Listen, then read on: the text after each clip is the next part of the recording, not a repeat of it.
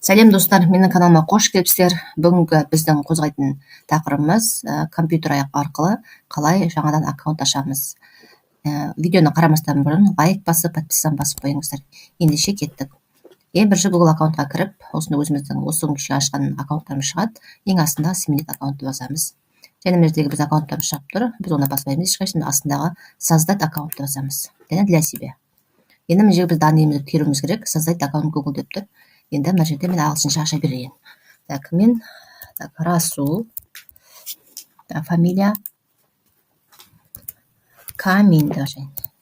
Так, астына электронный почта, мына астындағы көп жазылмағанда Gmail'да басамын. Және мына жерге өзім ойлап табам. Расул Камин деп жазып көрейін. Расул Камин, Gmail.com. Вот енді парольді ойлап табам.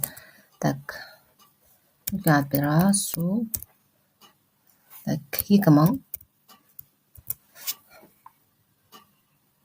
Так, сол паролімізді қайталаймыз. Расул 2000. Собачка. Так, далее басайық. Так, бізге дұрыс келмей қалды. Расул 2000. Кеді мен қателестім екен.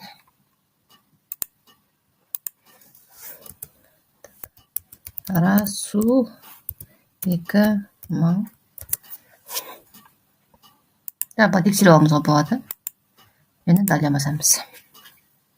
Енді мына жерде номер телефона деп тұр, бірақ не обязательно деп тұрсын. Сондықтан мен жазбаймын қасына. Так, туған күні 12-сі. Так, март 2000 жыл. Так, бұл бізде мужской. И далее. Енді астына жүре берсек, мені принимаю. Барлық сөйлем қабылдаймыз. Деніп үшін күтеміз. Мені бізде болды. Бізде жаңа аккаунт ашылды. Мені қарап тұрсаңыздар. Мені бірден YouTube'ға өтті. Мені Расул Камин деп жаңадан новый аккаунт ашылды. Достар, егер видео пайдалы болса, Google аккаунтты ашу өте оңай екенін көрдіңіздер. Видеоны соңына дейін қарасаңыздар, комментарий жазып кетіңіздер. Лайк басып, комментарий жазып, каналға тіркеліп кетіңіздер.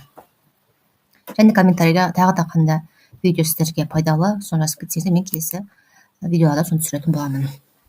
Кездескенше.